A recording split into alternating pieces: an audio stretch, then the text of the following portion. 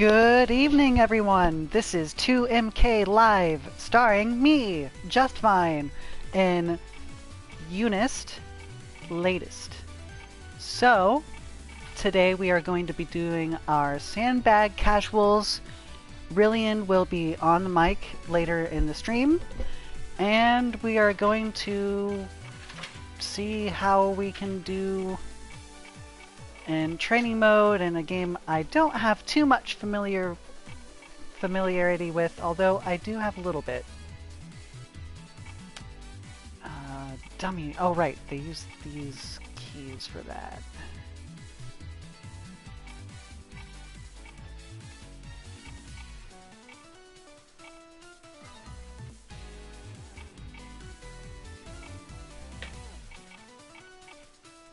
There we go.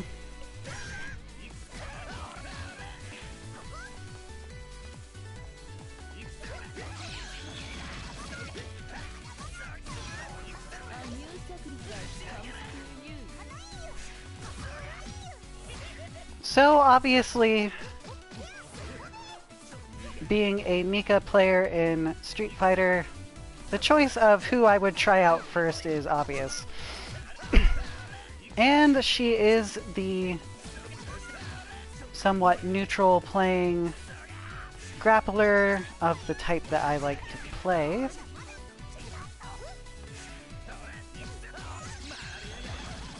So I got my command grabs, I got some nice buttons in here.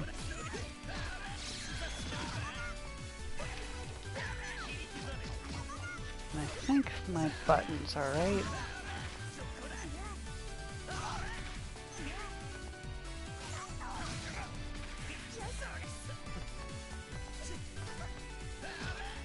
No, this one is not light for some reason, so...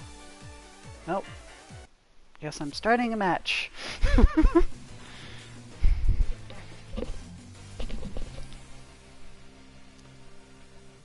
Well, I think I have an idea of what my buttons are, so... After this, we will get them fixed to my usual stand-up. Oh right, I'm fighting a person.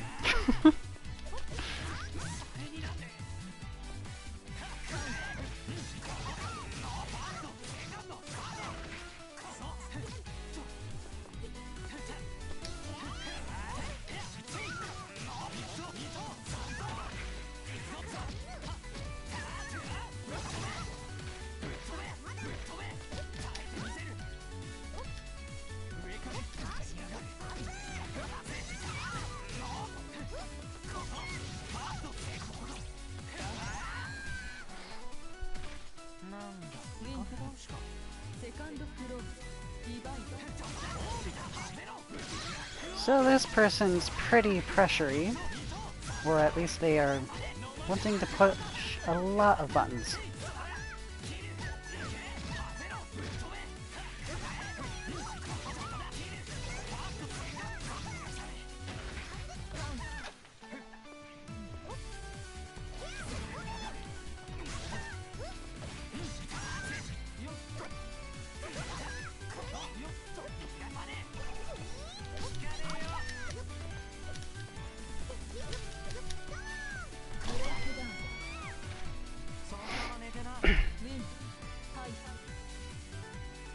So as expected, that was a complete disaster. I kept pressing the D with my X key when I have that as light. There you go.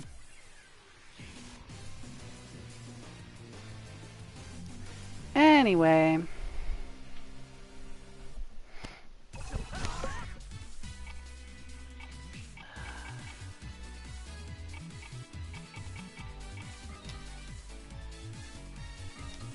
There we go.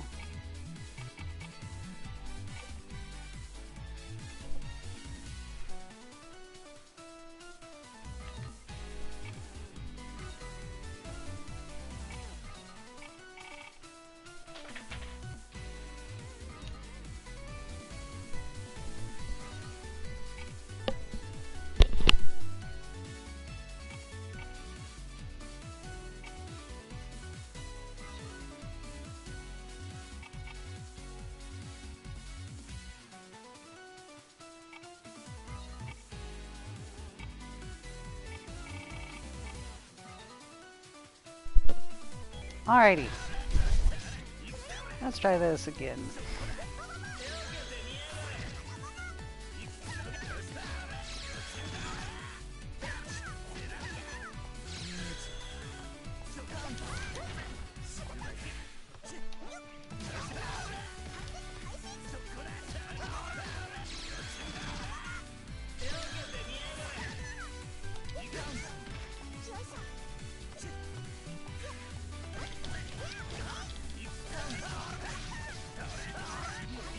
And there we go, my buttons are back to where I'm expecting them to be, so let's rock.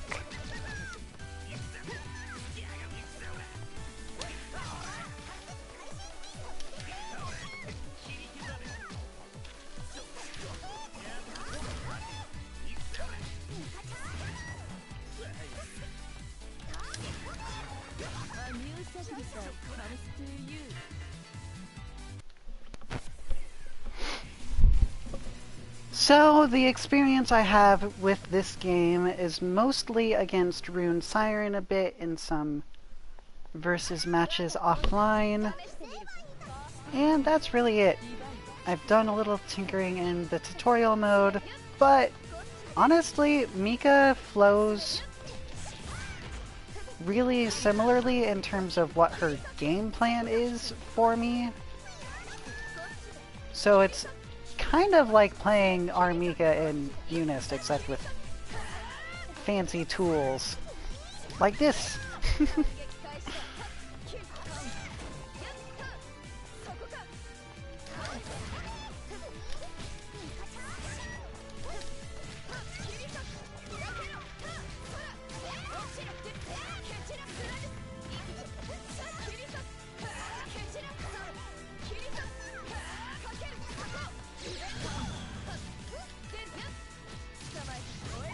Unfortunately, I am unaware of any particular way to take one's turn on Mika yet. So lots of blocking, but not anything that I particularly mind.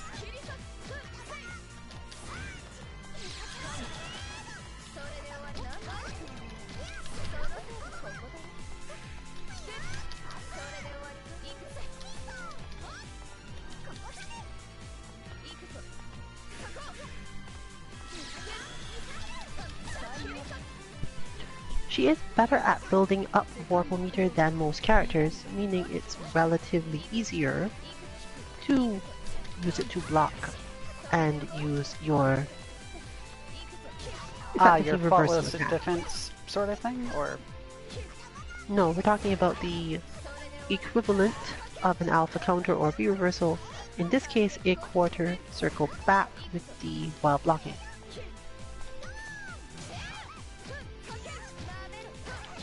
But of course, you really want to do this when you have built up a vorpal, in your case, the pink diamonds at the bottom.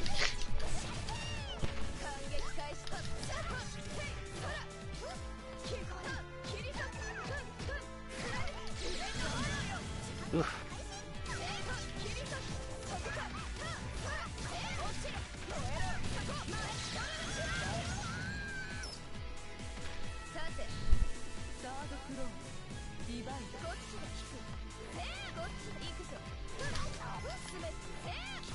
As we mentioned on our last stream, it's generally better to go for that early if you think your opponent is going to go for full pressure, because them managing to keep it up or open you up at all will generally eat up that vorpal and actually leave you with less of it to use for that, meaning that when you use it, you tend to get into a state where you can't use it again. So how do I do your best this? bet there, quarter circle back, and in your case probably circle.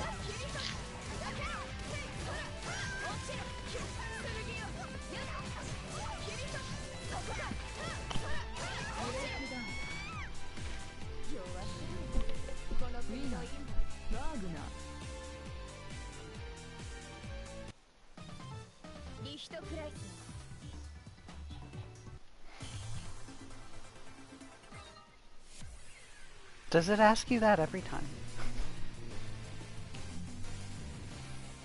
I suppose that's normal.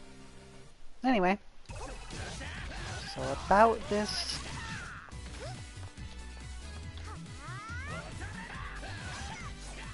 I have no idea what that does. I assume it's some sort of like...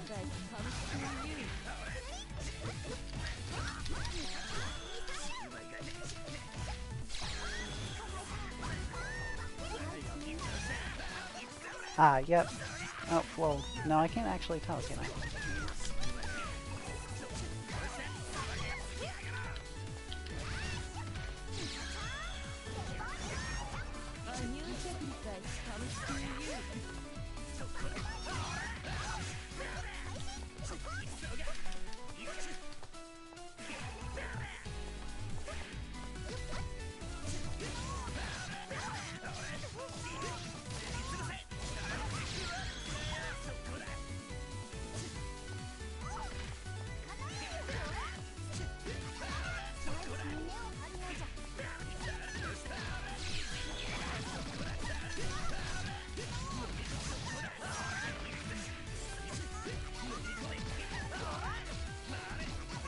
He kind of reminds me of Eddie from Guilty Gear. Or whatever his name was.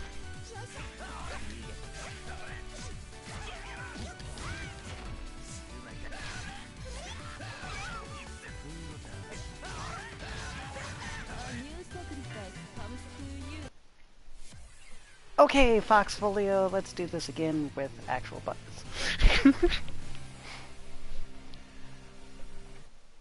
Ah, Phonon.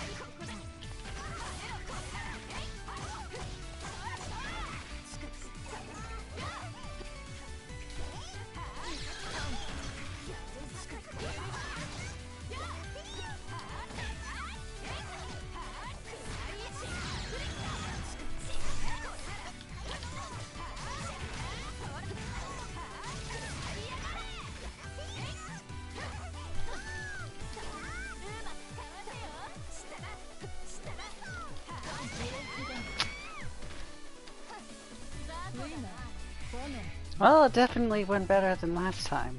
I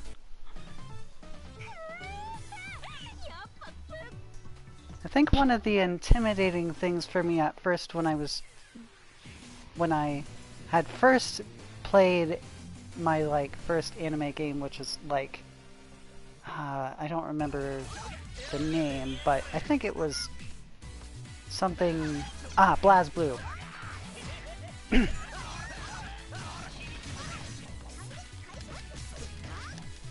It was always intimidating looking to me at first because of all the big combos, but once I actually had a little more experience with fighting games, the combos sort of just seem like a part of the style of the game more so.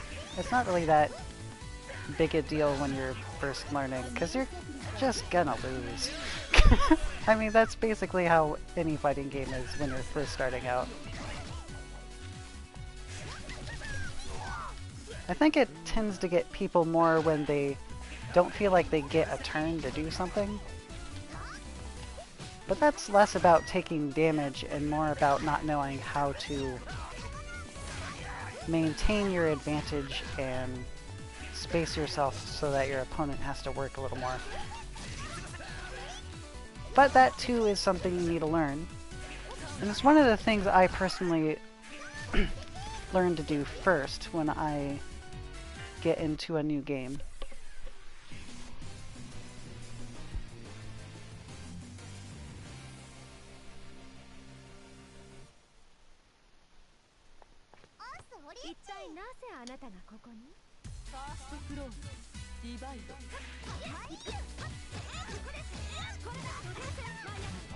Ah, overheads.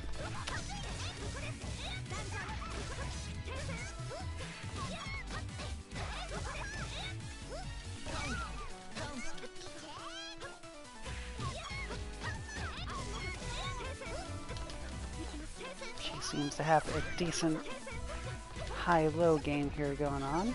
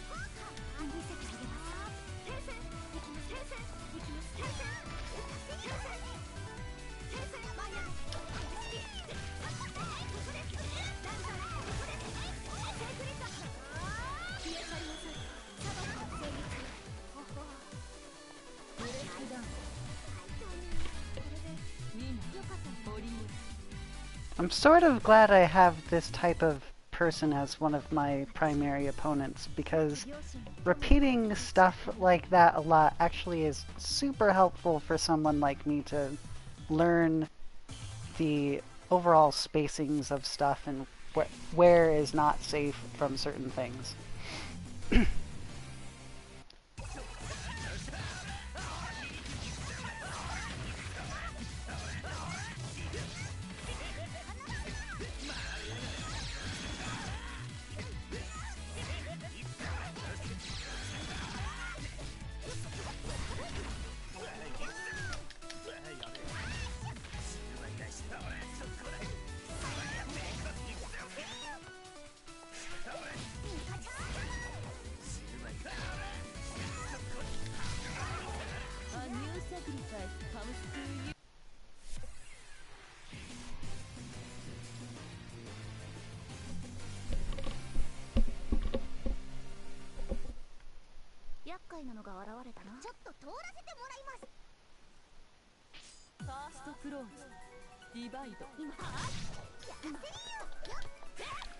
Did not think they would have range from there, but...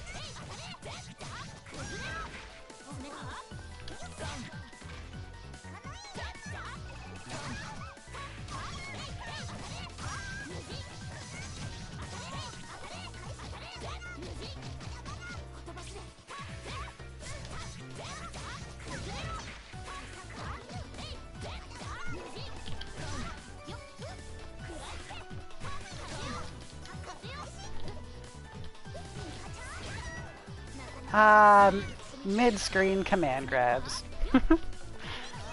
Yeah, I'm definitely playing the right character.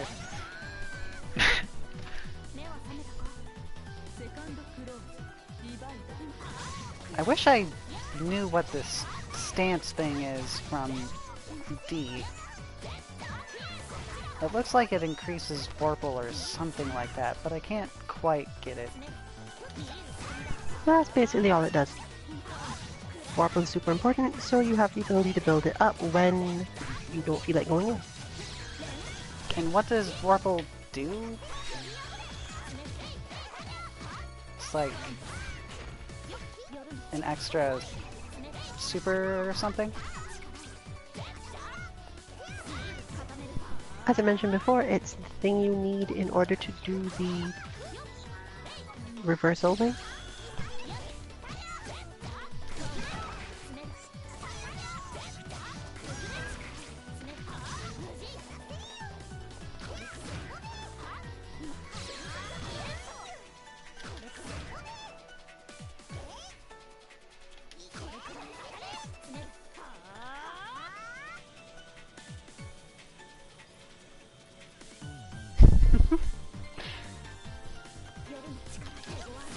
I see. So if you're both charging, you can only get to 3 or something like that? Hmm.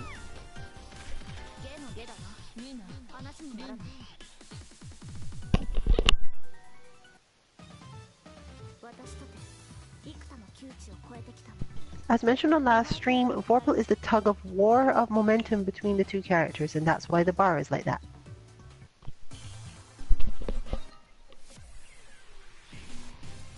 Okay, I think I got it now.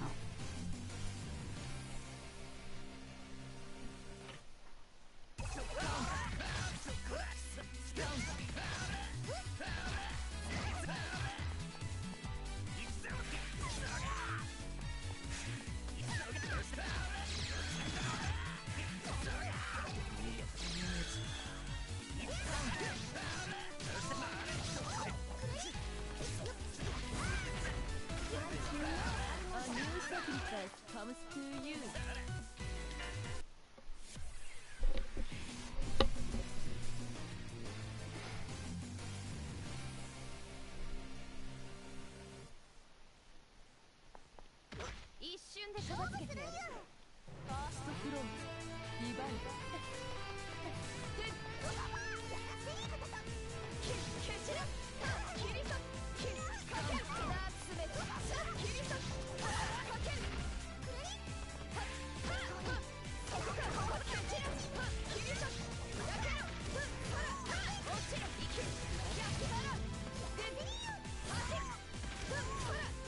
Huh. I wonder what that was.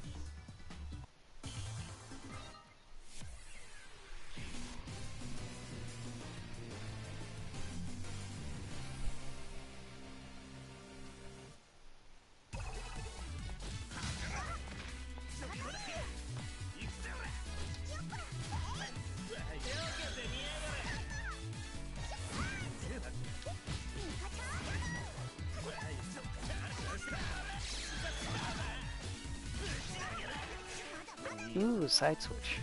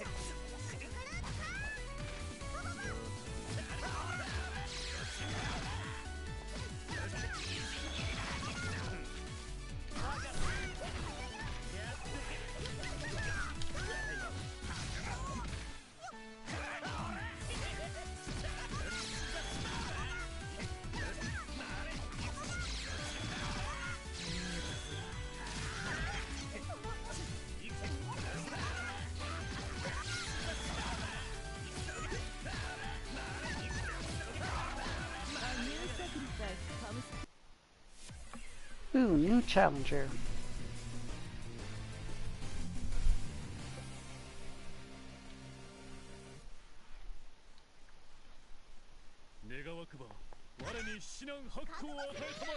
Here's a character you probably should understand, at least from the side of having played him a little bit. Yep. And Bison, but with better fireballs.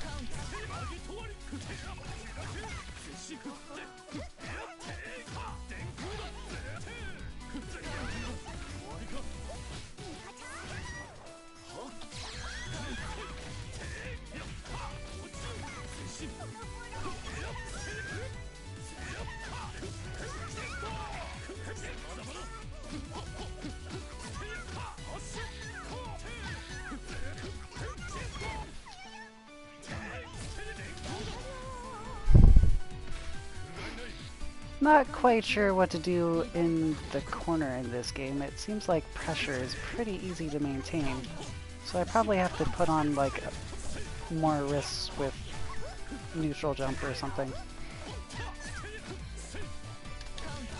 Once again, I'll remind you that quarter circle back and B is the way to knock your opponent off you while you are blocking. Okay. Noted.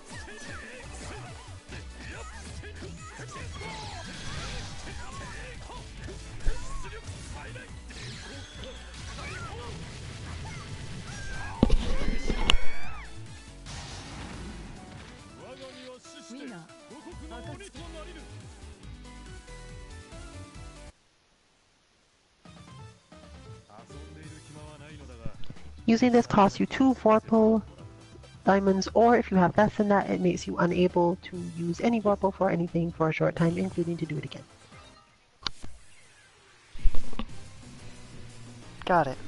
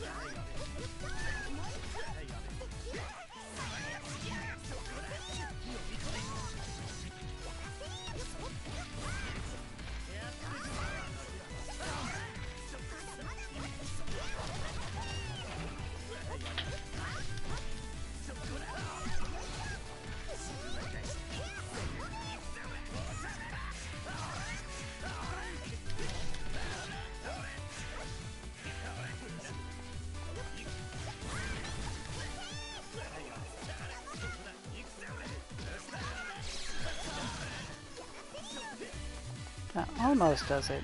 I wonder if her EX could get out of that shower thing.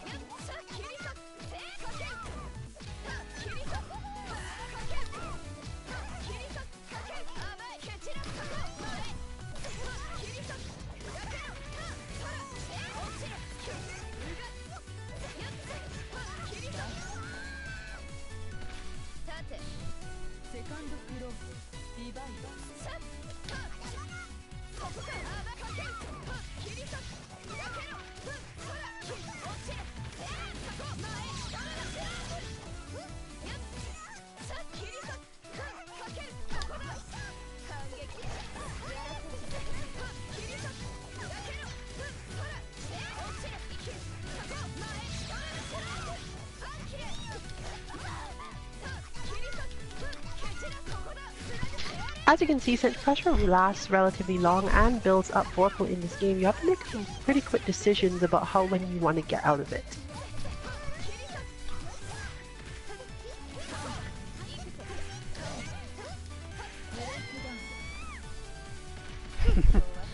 Indeed.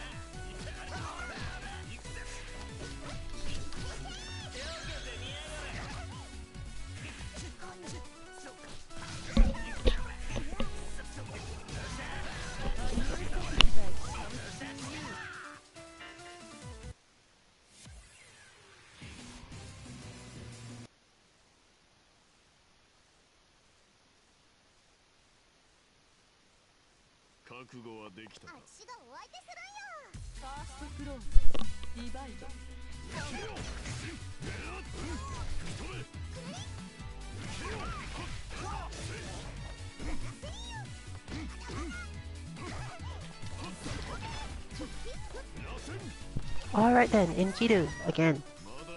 Not again from this side, again from General. This character has relatively long range, and quite honestly I just consider him Geese Howard.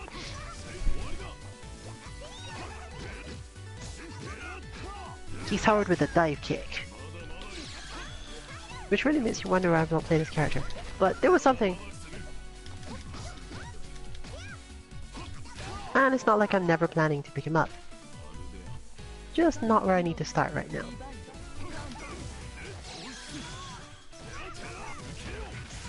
As a result, he's likely to counter a bunch of things and be a little bit easier to grab than most characters, but again, it will obviously depend on the player. Just as some people play Colleen in Street Fighter without ever actually countering, it's possible to play this character without countering also because he does have good long buttons and therefore a bunch of space control stuff. He is, however, not generally so strong against neutral jumps and empty neutral jumps into command grabs. He can hit you, but his damage is much less when he does.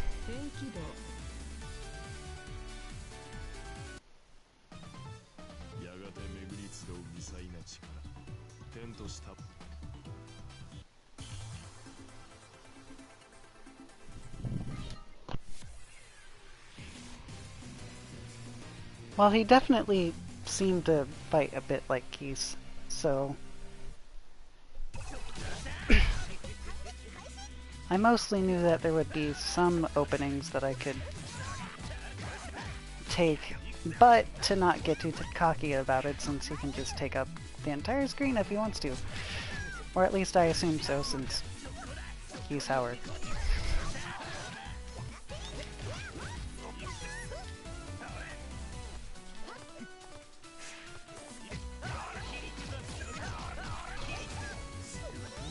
Right now, I'm trying to figure out how to use this properly, since the current way I use it is mostly to close in, which is not quite the way you should be using this type of move.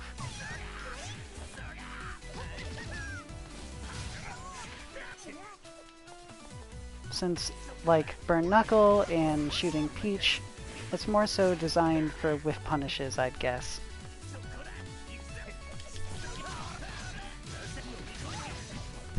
That's basically correct. The general style of that move in games like this is to recognize when your opponent has done something and be ready to hit it. Generally, when you're at the correct spacing for that, it means that you also don't have to worry that much even if you just hit it preemptively and they happen to block. Most of the time you're more worried about getting them to be twitchy and happening to lose to whatever move they do, which can help condition them to do things in bad situations or even look to get into that space for you, which might be advantageous to you if you have other options such as overheads and command grabs at that range, or that you can easily get into range to do.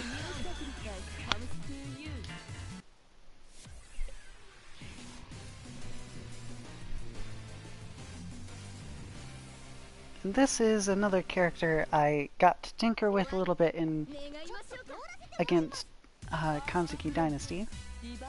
So again, I know what they're capable of at least since I played them.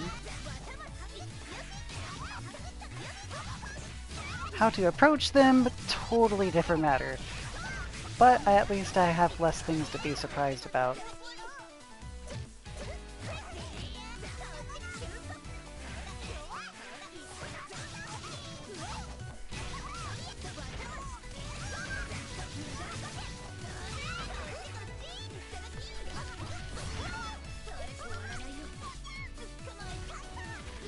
I have no idea what that was, but it seemed cheap.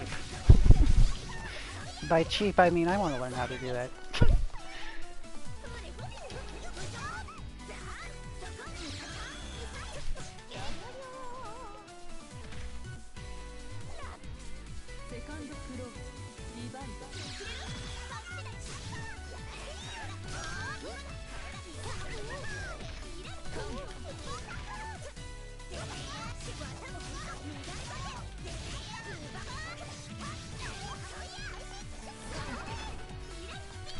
Well, technically you know more about her specific dynamics than I. All I know is that I tried her out, I didn't manage well, so I didn't keep with it.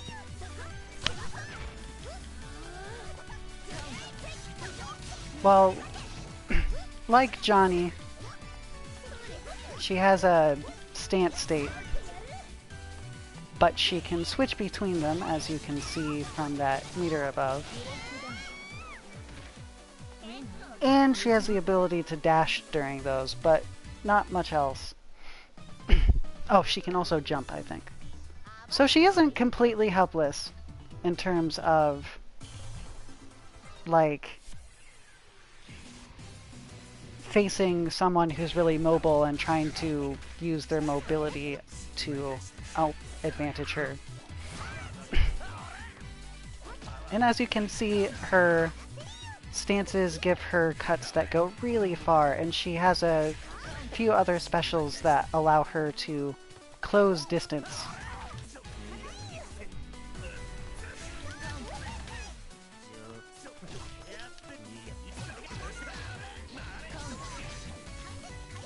If she's in the stance state, you know there's one she can't use,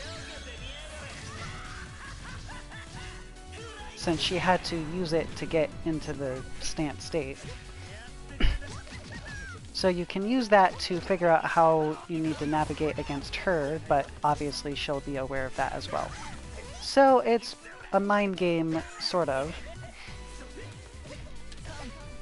But I don't remember which each of the stances are according to their letters, so a little less helpful, but certainly something you could easily train on and get a hang of.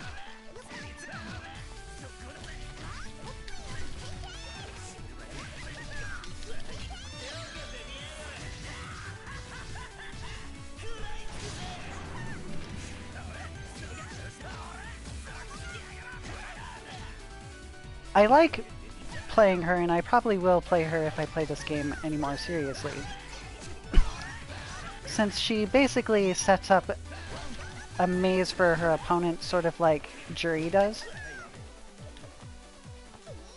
Which is possibly why she fit me slightly more than you.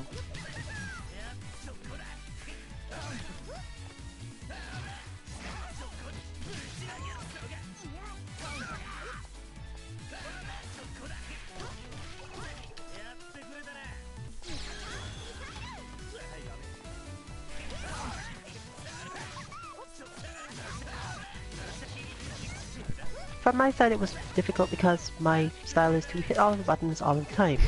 Either because the opponent has not moved yet, or because they have moved and I get hit a button.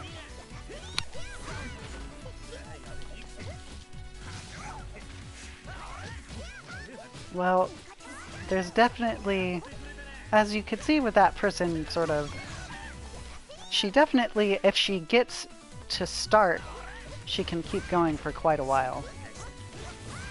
But I feel like she might not have as many buttons that let her start up that way against someone who actually knows what they're doing.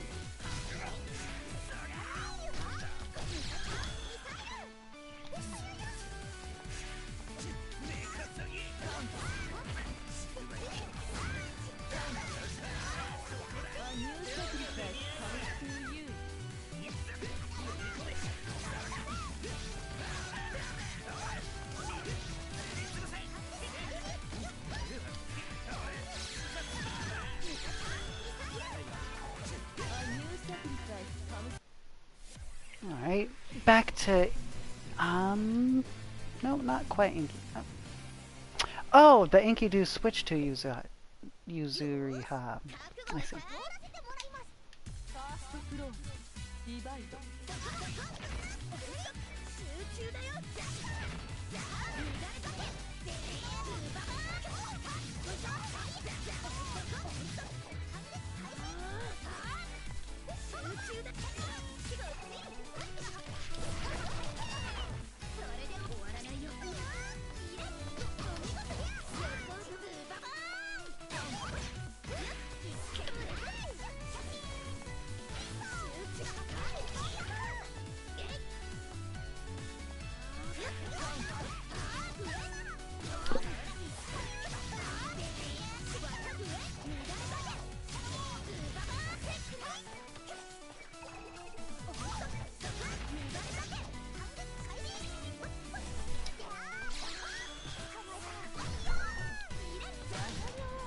But yes, if you want a full screen command grab, Mika's pretty close.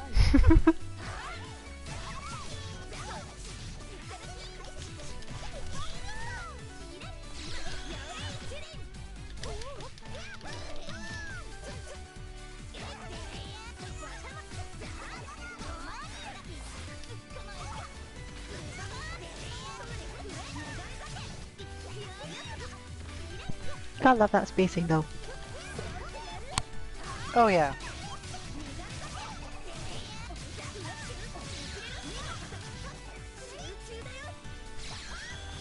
Stop doing that.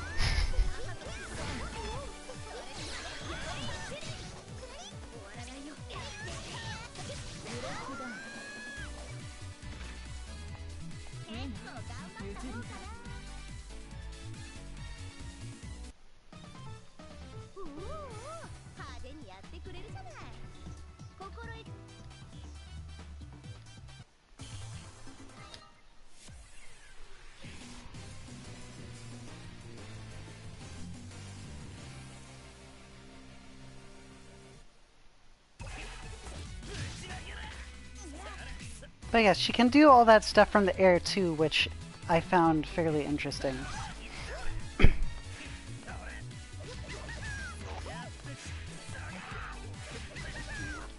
Definitely makes you have to pay attention to her puzzle a bit more. Since, like I said, I'm fairly sure she can jump in that stance.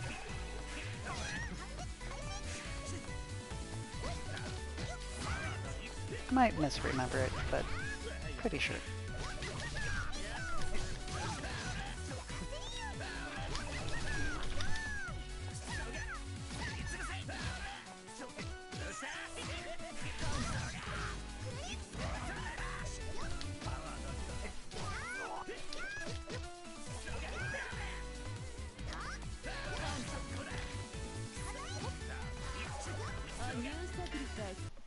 Bacon Saver. That name rings a bell.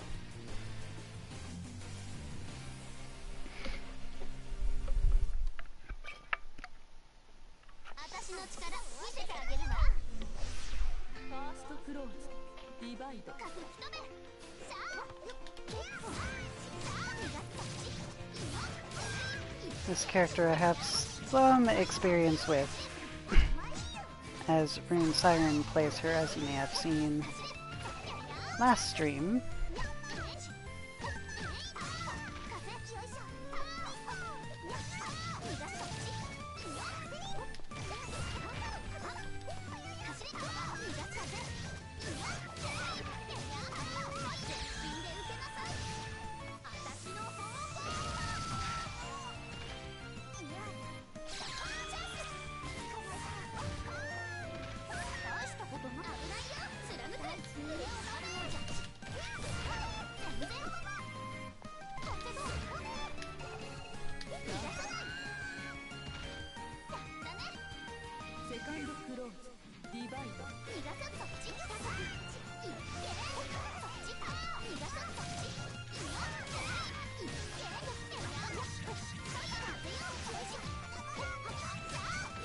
I keep feeling like I can tech out of some of these when really just that long.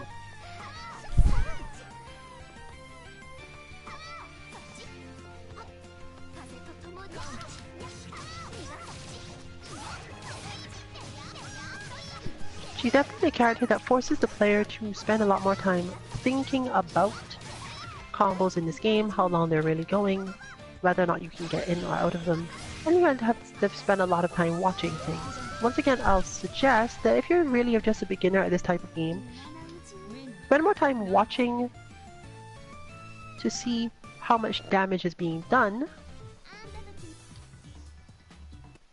especially if you played other fighting games and have a general idea of how to interpret that information. So that's more advice for beginners to this game, but in general, especially if you watch it in training mode where you don't care and you can just let the CPU hit you, you'll start to get a feel for how much damage meterless can just be done to you before the combo is probably over. And even if you don't catch every early moment that you could get out of it, understanding this is still helpful because at least it'll make you worry less about how much damage is being done and therefore less stressed or twitchy.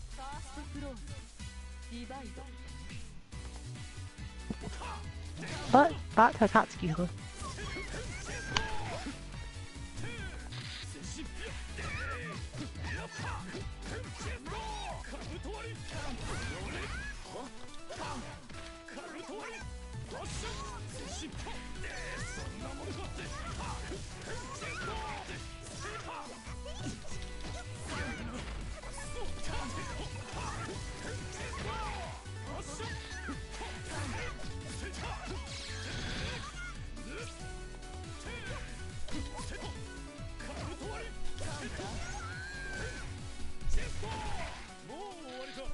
Still getting a feel for how quick those command throws come out.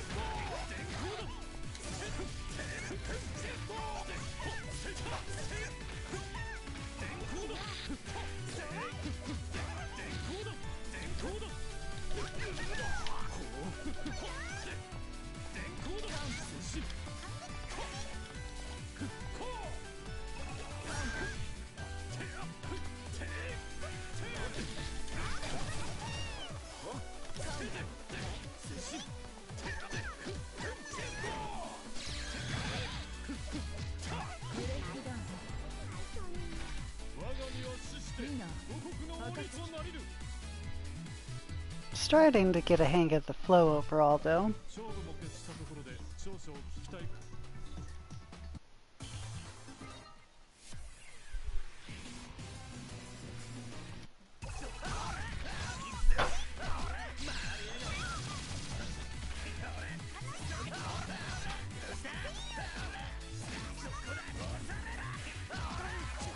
A new sacrifice comes to you.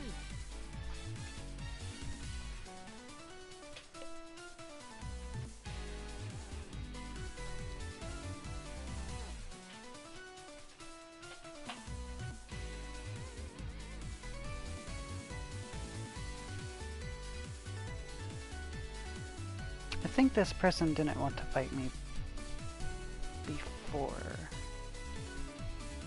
So, eh.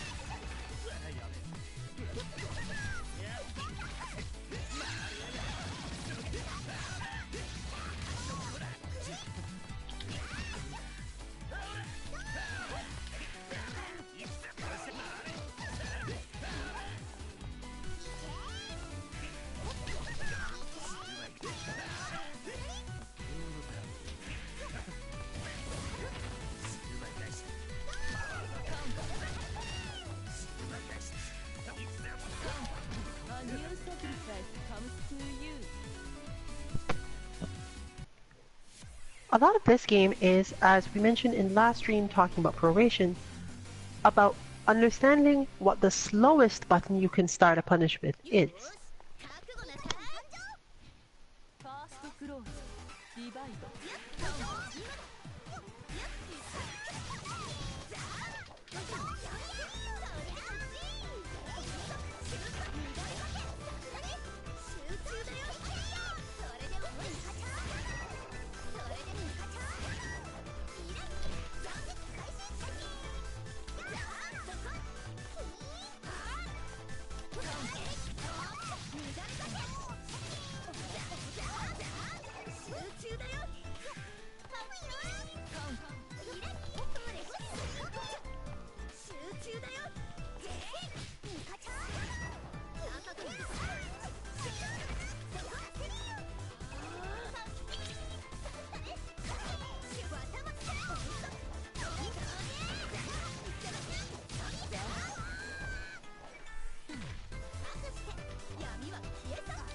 セカンドクローズリバイド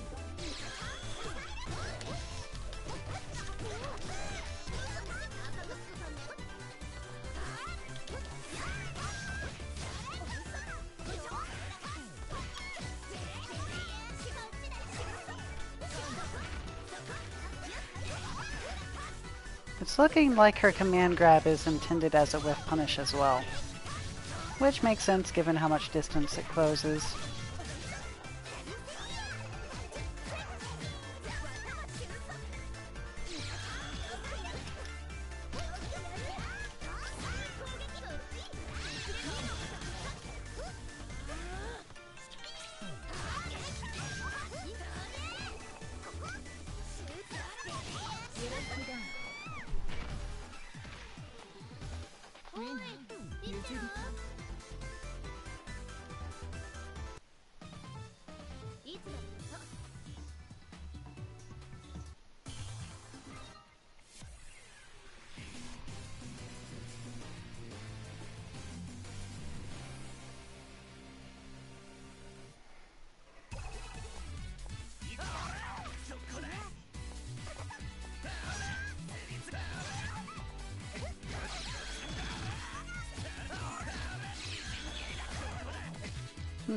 I see.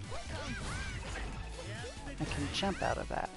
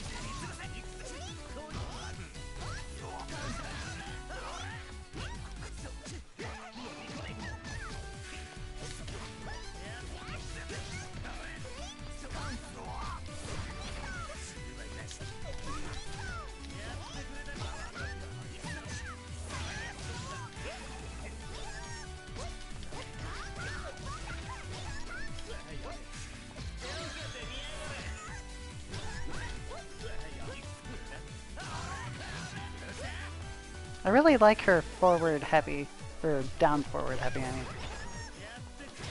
Because, I mean, that's just the best.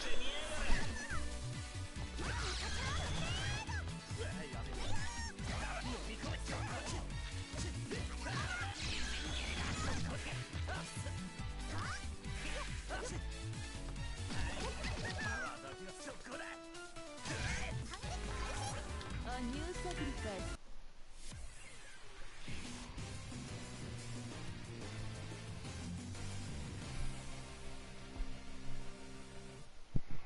One of the important other things is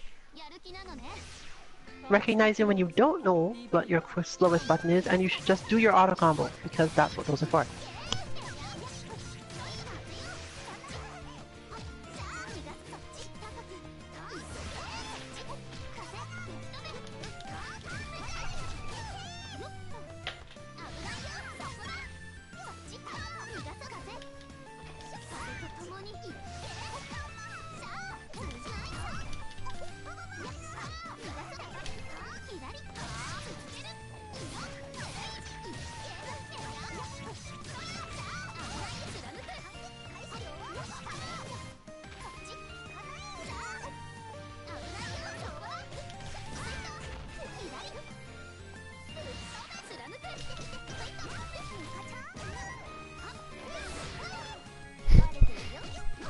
The trophy they give you for doing a auto combo is smart move.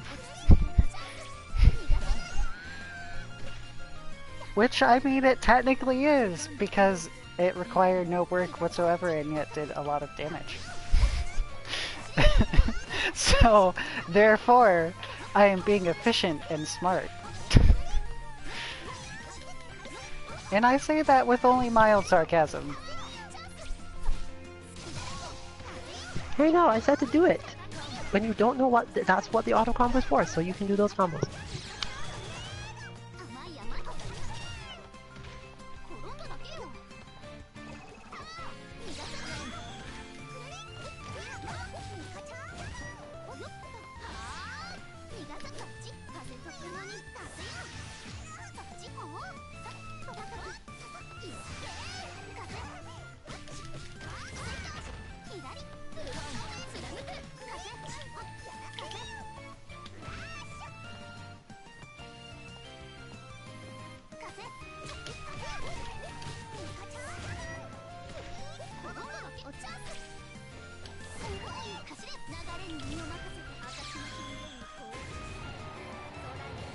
Of course she has a entire height CA super whatever.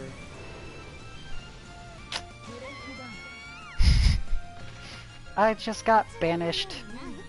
Hopefully not to the Shadow Realm.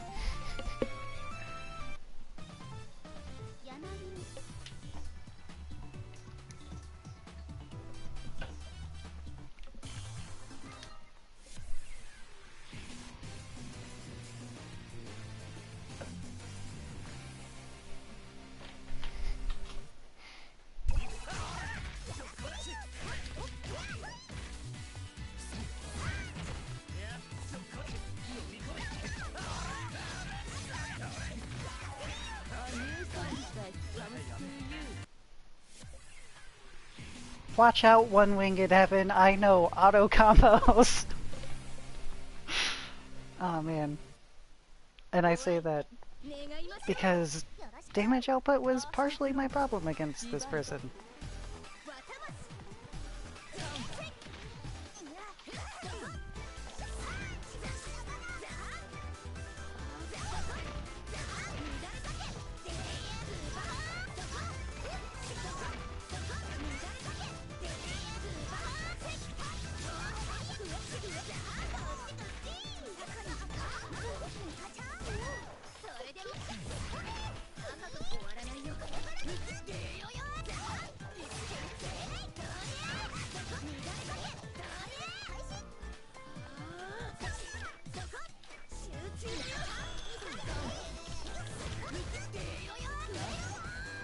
Oh, so that functions as an actual counter. Also noted for my own play.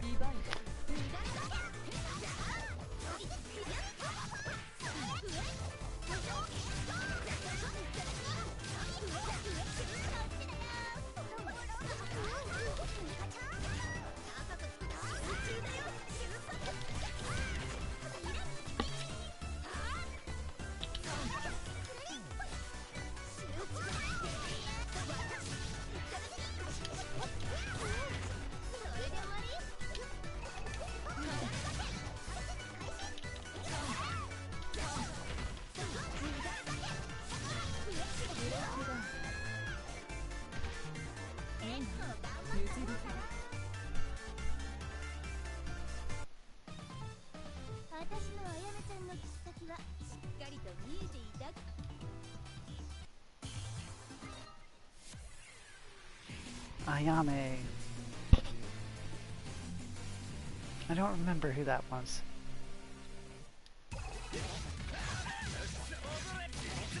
Ooh, I like this stage. Very pretty.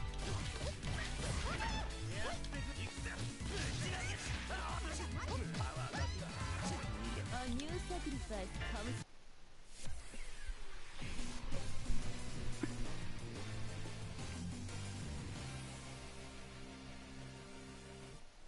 Alright, more fencer person. 一体なぜあなたがここに？ファーストフロー、ディバイド。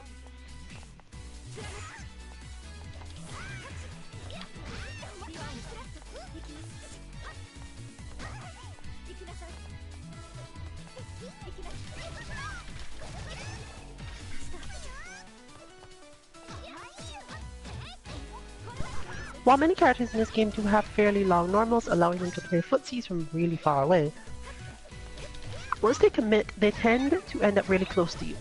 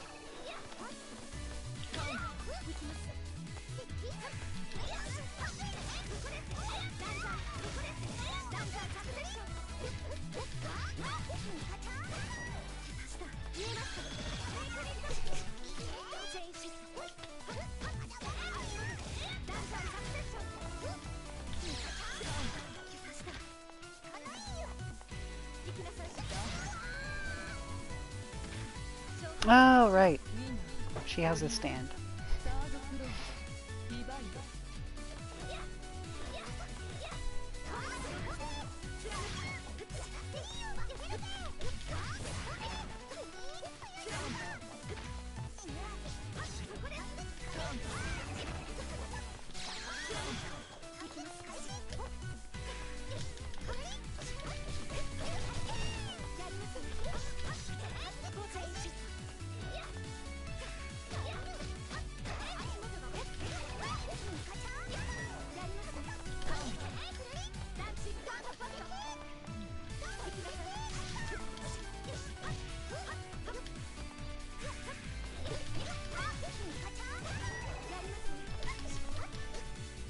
This is one of those characters who has so much ability to be defensive after being knocked away that Mika's best bet is probably to just hold D and build up Vorpal herself while her opponent is backing off or down, as it's easy to build Vorpal when the opponent is backing away from you.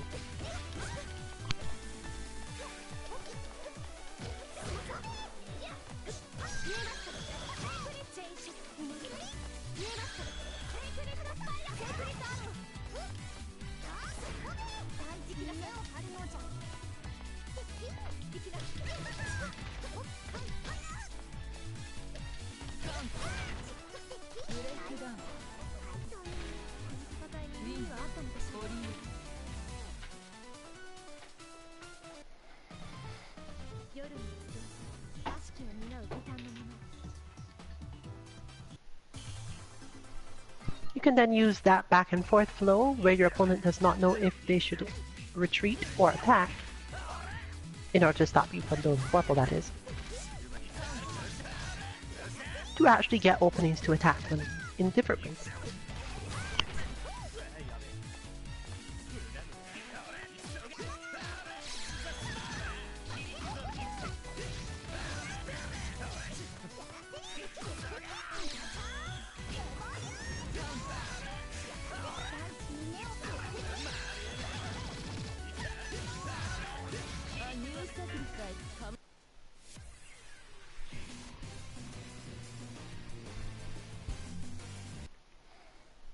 And we get to see if my attention was paid aptly to the Carmine CPU.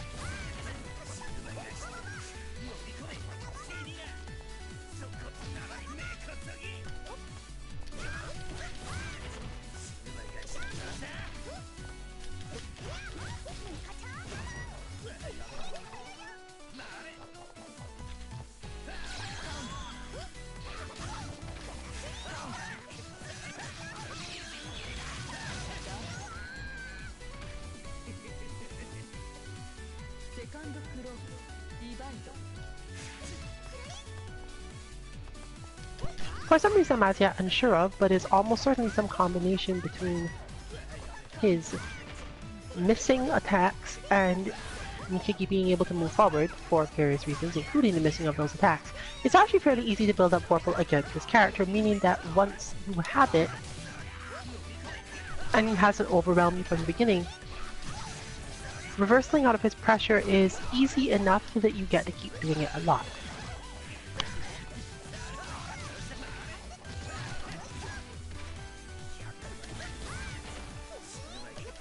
Yeah, I think there's like a timing thing to doing it online or something. Because I do definitely try to do it more than is coming out, and I have the meter to do it, so it's not that.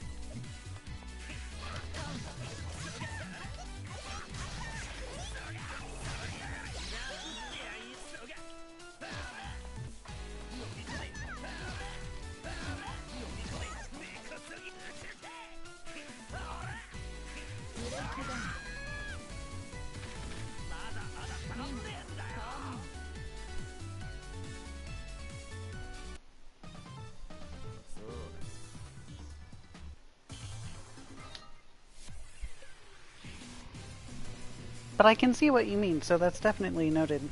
Against the CPU it was a lot less apparent, but at least given the way that person was fighting, he definitely seems to do a lot of walking back and forth to use his traps to his advantage. Yeah.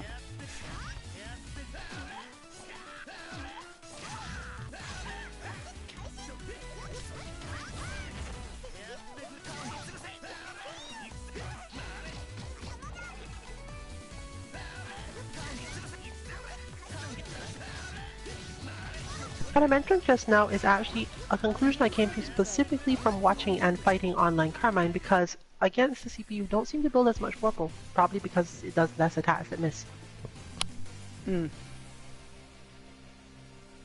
That makes sense. しつこいわねあの子。任せてよ姉さん。ファーストクローズディバイド。どう料理しこの辺に落とす。どう料理しよう。仕掛けておこうかな。それ。どう仕掛けておこうかな。ああどう料理しよう。ここにも。ほら。ああ。味わいなよ。ああ。どう料理しよう。仕込んでおこうかな。どうそれよっ。知らぬここにも。だからさ。懲りないね。行く。ほらほら。それ。貫け。行く。危ない。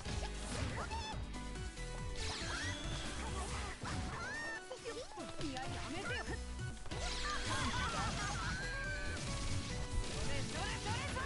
弱いね。ミナ、ヤクヤ、セカンドフロー、ディバイド、イクカウント。あらよ。そいつはどうかな。味わいなよ。仕掛けてあっちもダウンだ。行くよ。それ。行くよ。どうI have actually not seen this style of play with this character before, so I have no idea what to make of it. They walk back enough that you could just literally walk up block, or assault and land and block, with enough vorpal to reversal them into the corner, which seems like it might be a bad thing, but it depends on how weak the character is to corner pressure.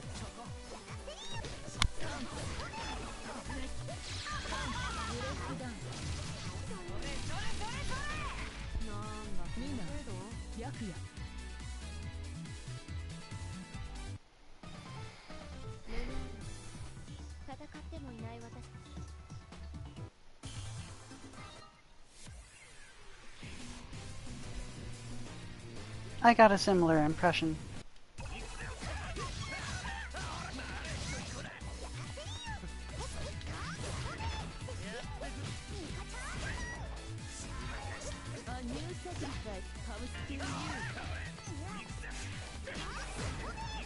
We have run a decent gauntlet of characters tonight.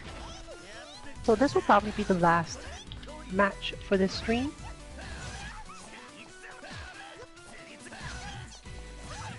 As usual, this particular Sandbag Casual will be labeled XL is not in fact extra long.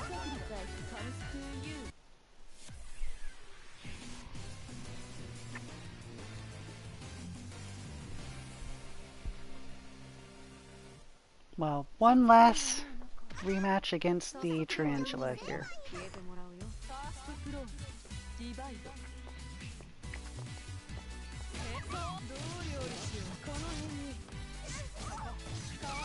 So we hope you enjoyed it. You enjoyed the contrast of seeing what we do in games where we're not as familiar, thought processes, things we get blatantly wrong because of making terrible assumptions.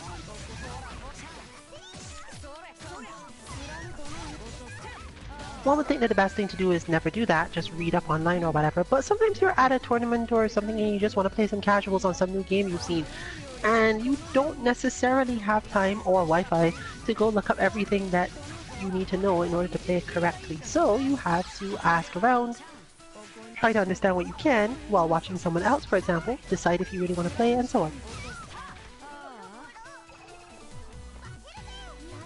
Tomorrow we'll be having our Dragon Ball Fighters lobby, Kame House, beginners mostly.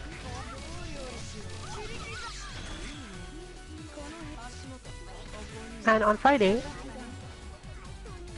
another data release of our Dragon Ball Fighters bot, one of our new functions for it, one of our new forms for it. Next week Monday we'll be back to Street Fighter V Mishmashing Battle Lounge, and on Tuesday Guilty Gear, the Tuesday train. Finally, next Wednesday we'll be having the last of these Sandbag Casual XL segments, where Amara will play Hyde in this game.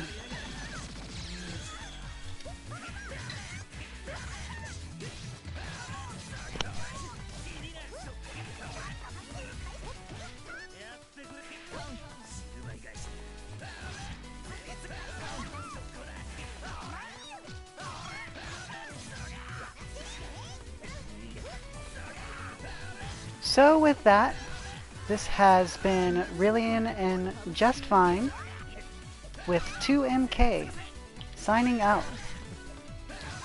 Good night, everyone.